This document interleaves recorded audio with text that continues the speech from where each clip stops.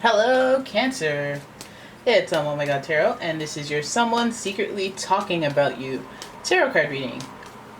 Let us have a look at what's going on. Using the astrology reading cards, we're going to figure out who.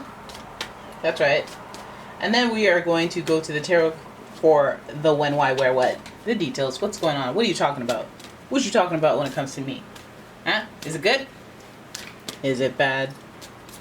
Alright, let's see. Who's doing the talking? Famous talker themselves, Gemini. The energy is communicative, mischievous, lively, witty, and informative. Stimulating exchange is possible. Geminis, God. I swear, my cat has not been meowing like this, but she's been meowing during my readings. Very distracting. Geminis are the air sign that is very lively. They're witty, they have good mental power, mental thinking power. They're intellect, so they excuse me. Excuse me. They are not happy unless they are mentally challenged. Mentally challenged, oh my god, no.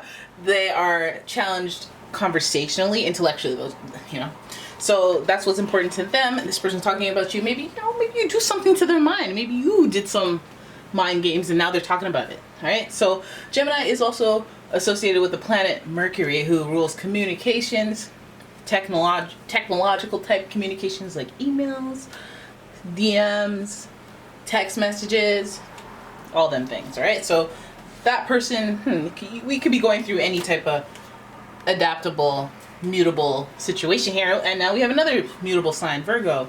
The energy around you is dutiful, hesitant, and humble, with a discriminating, diligent, and painstaking air.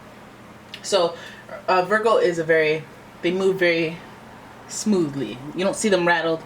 You don't see them with the high highs, the low lows, the losing their composure very much, unless they absolutely freak out. But normally they like to keep it composed. And also this sign is a fellow Mercury baby, okay?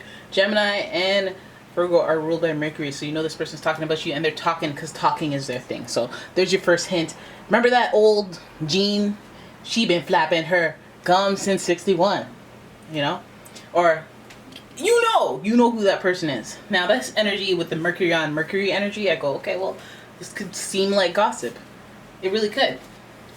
Your final card is Aries. The energy around you is dynamic and spontaneous. Crusading impulsive action is likely.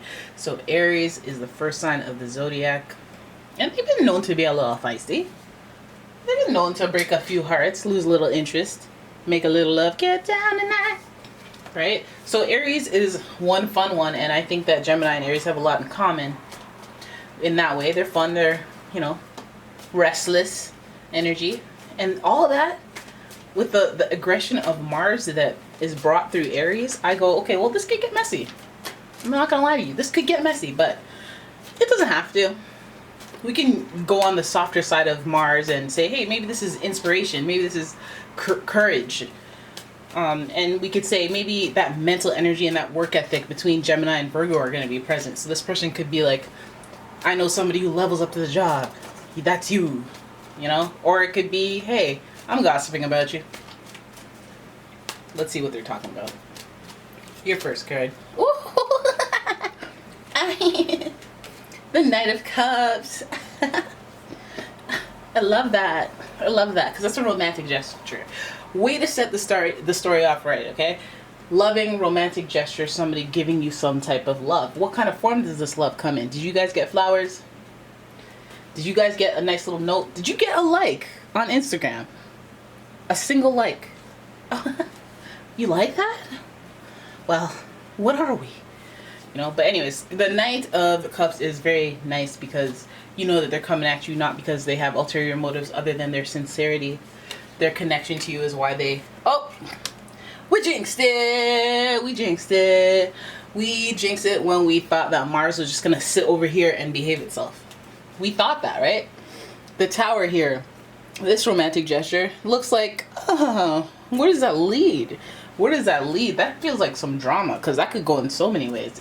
Is this romantic gesture coming from somebody that disrupts the household? Is this what? Are people talking about you gossiping because there's something to gossip about?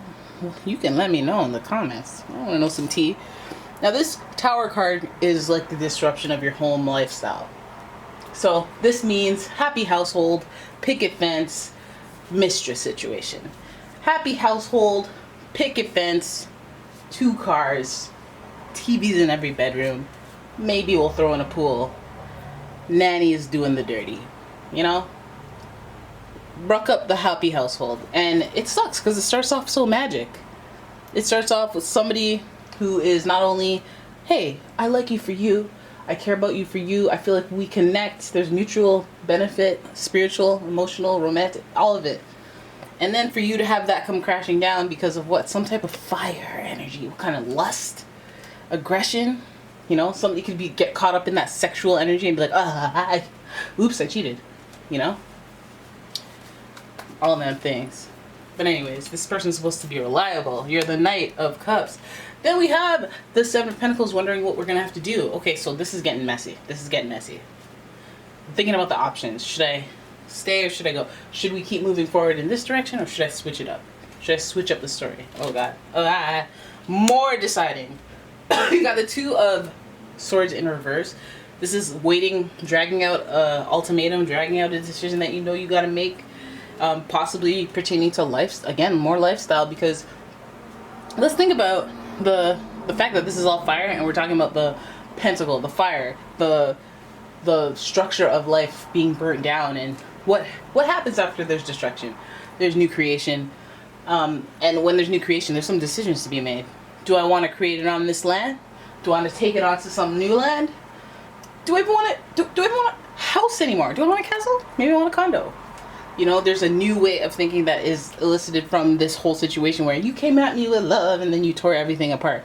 Now, if you came at me with love and that managed to tear my world apart, that must be some powerful, intense love, some passion, some twin flame stuff. Only fire that I'm like, oh, go, come at me with the flame. Come at me with the flamethrowers. Twin flame love, do it. But there's still a choice that isn't decided. There's still a self-induced limbo that you guys, there's some you guys are waiting for the signs. You're waiting for the synchronicity to make a decision. That's not, I mean, I get why, because you know you want to be all spiritual and whatnot, but that could have you lingering on and on for no reason, right? And for the most part, when we put ourselves in limbo because we don't want to make a definitive decision about someone, it's usually because we know what we have to do, but we just don't really want to face that scene. Right? And I think that with that Nine of Cups, I really think that you do know what that is. Now, this person that's talking about you seems like they're a hot mess. No? Because when they come in, it looks like love. It looks like all this nice stuff. They bring a whole bag of baggage with you. They make you think and want to change the course of your life. Hey, maybe that is twin flame energy, you know? They do this from time to time. And there are decisions to make. This person throws you for a loop and makes you have to come up with choices. Now. In the now. Because if this was a choice that you had some time to think about, there wouldn't be acknowledgement that it's taking so long. I feel like deep down you already know what you got to do, what you want to do, and it might be an air of being selfish, putting yourself first in order to carry out this desire, in order to rebuild from this destruction, which it's a matter of perspective. It's a matter of perspective what this destruction means. There's confusion, and I feel like this romantic gesture, it might come from, I don't know who, but that romantic gesture may cause the feelings of, ugh, I want things that are different, okay?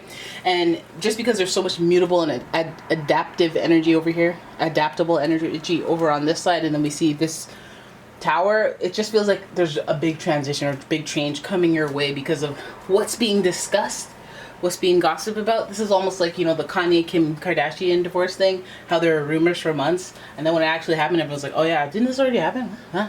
What? Because for months, it was like, what day should we go public? Should we film this for the show? How do we proceed forward with this? How do we market this divorce thing or whatever the heck? And maybe there's a long time of, hey, I don't even know if I want a divorce. It's going to be messy. I don't really want to go through that just yet. And let's pick the timing. And then it's like, you know what? If I didn't know before, after you did that thing and ran for president, now I'm sure that I'm signing that paperwork. You know, do you see how this plays out here? You gotta be a little selfish. Take care of yourself first. I feel like this person talking to you is gonna bring, I don't want to call them evil. I don't, because they could have good intentions and then things just get mashed up. But it feels like this person's a talker. They could be persuasive. They could play at your emotions. Maybe that's the most manipulative of it. But just because there's 2 instances of Mars, I feel like they come with... Sure, they come with courage, but somebody who has to be brave is usually involved in drama all the time. It's like those guys on online dating, or even women on online dating, that are like, oh, no drama, please. I'm like, oh, swipe left. That means you're drama. That means you're drama. That means you attract drama into your life, so you can not attract me. Swipe left. Alright, so it feels like you guys, this person, you know, they leave you with a lot of choices, but I feel like those choices kind of get worked out for you. And I feel like there's some spiritual validation when, if you have like this hunch that they're talking about you, about something, people are gossiping about you, feel like you know what it is, and then you get validation. I feel like once you finally make a decision that you've been waiting on about this person, like maybe should I, will they, won't they, should I go for it, should I ask for the coffee, should I ask for the date, should I say, hey, I know that you mashed up everything and it didn't work out the first time we tried to get together, alright, but I was thinking maybe we should insert what you want to do. You want to hold hands for the rest of our lives? You want to be friends with benefits? You want to be in a relationship, polyamory, friends forever that don't do anything weird? Basically, you know, you already know what you want. This person talking about you, they got a whole, you got a storm coming, all right? But I think they make you think, so that's a good thing about what you ultimately want. Be a little selfish. If they're the move when you say I want to be selfish, that's where you're going. If they cause a event in your life that makes you just want to be selfish and say, "Bun everybody, I'm moving to Beijing," do it. Do it. Alright, so there it is. That's your reading. I hope you guys enjoyed it. If you did, please give the video a thumbs up. Please subscribe to the channel. Please leave a comment. Please share the video. Please. That's so many requests. And if you like a personal reading, please check out the description for a link to my website, as well as a link to my Etsy shop where you can purchase all sorts of candles like these. And I will be adding new products to that shop every week, month, and deals, discounts, all that stuff. So please follow the shop. Follow me on Instagram. Follow me on Twitter. Let's do it in 5 more minutes to tell you where to follow. Follow me on Tumblr. Follow me on Pinterest. Oh, you gotta do that. Follow my boards. Follow stuff that I'm not even active on, because I don't have more than 24 hours in one day. But I'm gonna ask you to take your 24 hours and follow that, and then watch it be inactive. For what? I don't get money for that. I don't get money for followers. Like, for what? Unsubscribe. Dislike video. Alright guys, thanks for watching, and sorry for the spiel. I'll see you in the next one. Bye.